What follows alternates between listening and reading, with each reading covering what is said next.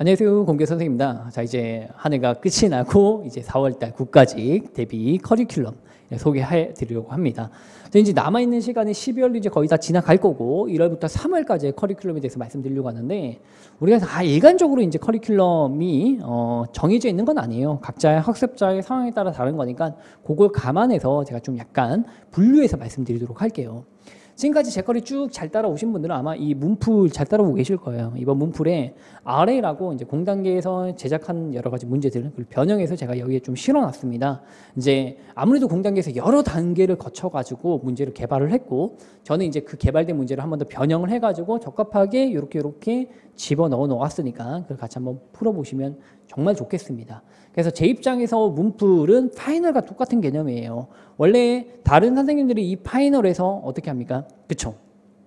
여러 가지 동형 문제를 만들어 가지고 회차별로 문제를 풀게끔 하는데, 저는 문제풀이는, 그러니까 파이널은 정말로 나중에 마지막으로 모의고사 이렇게 시간 재고 푸는 거는 푸시는 거고, 문제풀이는 오히려 같은 장르별로 문제 유형별로 문제를 풀어보는 게 제일 좋다라고 생각을 해서 기출은 그냥 기출만 담아놓는 게 아니고 동형 문제를 많이 담아놨어요.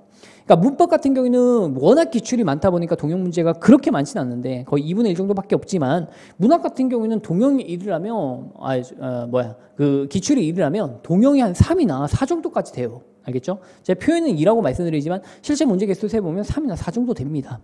그래서 이걸 통해서 마지막 파이널을 정리하시면 됩니다.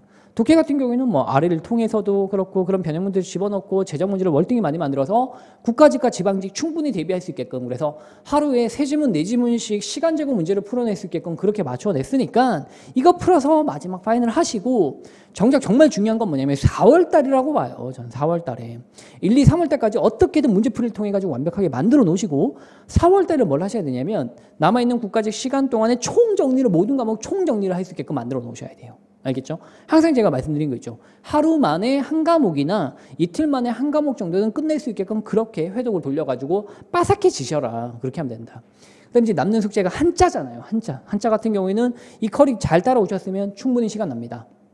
자, 1월 달부터 하셔도 충분하고 2월 달에 해도 한자는 늦지 않아요. 다만 2월 달에 한자를 할 때 이미 얘네들은 내가 짧은 시간 내에 다 끝낼 수 있게, 무엇보다 문법은 확실히 한 반나절이나 한나절 정도 만에 총 복습할 수 있게끔 회차로 많이 돌리고 난 다음에 한자로 가는 게 제일 맞아요. 한자는 왜 그렇게 생각을 해야 되냐면, 뭐 공TV를 보셔도 좋겠지만 제가 설명드리지만, 얘는 열심히 공부한다 할지라도 무용지물이 되는 경우가 있어요. 열심히 공부한다라고 할지라도. 알겠죠? 한자 내가 실컷 공부하고 난 다음에 낯글자 다 하고 훈독 내가 다 뗐는데 막상 문제를 풀면 문제를 못 풀 수가 있어요. 얘가. 자, 그래서 실컷 공부하고도 이득이 거의 없을 수도 있기 때문에 한자보다는 문법에서 틀리지 않게끔, 확실히 나오는 문법에서 틀리지 않게끔 만들어 놓고 난 다음에 한자로 가는 게 맞기 때문에 그렇게 한번 말씀드리는 겁니다. 아시겠죠? 한편 다른 뭐 커리를 바꿔보겠다 아니면 초시다라고 하는 분들, 알겠죠? 그래서 조금 늦게 시작하신 분들 잘 들으셔야 되는데, 만약에 다른 선생님 커리를 타다가 내가 약간 좀 거의 이건 빠삭한데 혹시나는 높아심에서 뭔가 듣겠다 하면, 어차피 우리가 개념 문제풀이 다 들을 수 없잖아요. 문제풀이 들으세요. 내가 다른 개념은 좀 빠삭한데 나는 문법이 조금 그래. 그러면 문법 조금만 한번 마지막 정리하기 위해서 요거 들으려면 문제풀이 들으시면 됩니다. 알겠죠? 예. 문학 같은 경우에는 개념보다는 문풀이 헐나요. 알겠죠? 예, 문풀이 헐나는데, 다만 개념에서는 우리가 이제 문학 개념에서는 고전 시가 해석을 다 해드리거든요. 그래서 시가 해석을 같이 외우는 장점이 있고, 하지만 문제풀이 강의 같은 경우는 정말 많은 작품과 많은 문제를 통해 가지고 경험치를 쌓는 그런 장점이 있습니다. 그렇게. 알겠죠? 그리고 독해 같은 경우에는 이제 기본을 들을 시간은 아니죠. 어차피 많은 양을 통해 가지고 많이 한번 풀어보는 거니까 문제풀이 추천드립니다. 그런데 다른 선생님 강의를 듣고 난 다음에 내가 개념이 좀 정리가 된 게 아니고 혼란스럽다, 그래서 조금 커리를 한번 바꿔보려고 한다라고 하면 저는 개념 추천드립니다.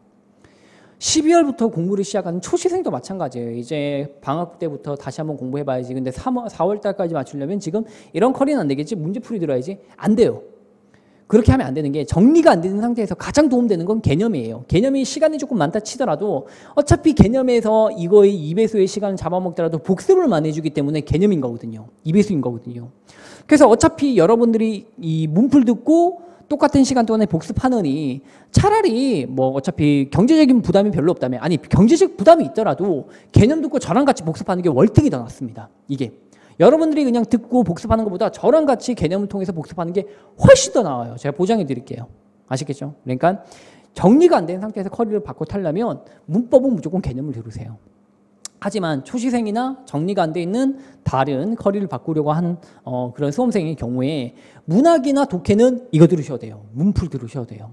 알겠죠? 예. 양도 엄청 많고 짧은 시간 내에 최대의 극대의 효과를 보일 수 있는 그런 게 바로 요거니까.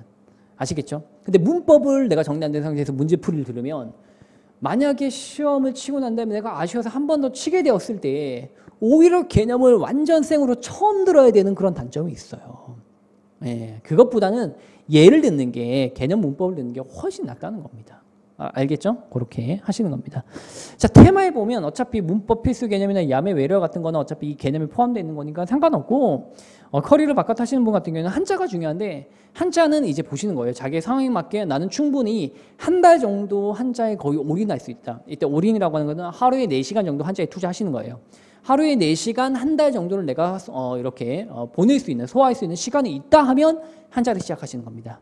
근데 아니면 섣불리 한자를 하시면 안 돼요. 알겠죠? 시간이 조금 애매하게 납니다. 그러면 한자 성어만 하셔도 돼요. 한자 성어 나올 확률이 좀 높고 나왔을 때 틀리지 말아야 되는 문제이기 때문에 한자 성어만 하셔도 되고 한자 성어는 충분히 일주일만 하더라도 됩니다. 한자를 웬만큼 아시는 분은 약간 좀 과장해서 말씀드릴게요. 큰 과장은 아니에요. 하루 만에 될 수도 있어요. 아시겠죠? 그렇게 가는 겁니다. 자, 이렇게 해서 1, 3월 달을 보내시면 여러분 충분히 좋은 결과 나올 수 있을 겁니다. 그러니까 남아있는 시간에 어떻게든지 자기의 상황을 정확히 잘 계산해보고 전략적으로 그렇게 접근하시기 바랍니다. 자, 여기까지 아시죠? 나는 너보다 더 열심히 할 것이다. 권규호 선생이었습니다.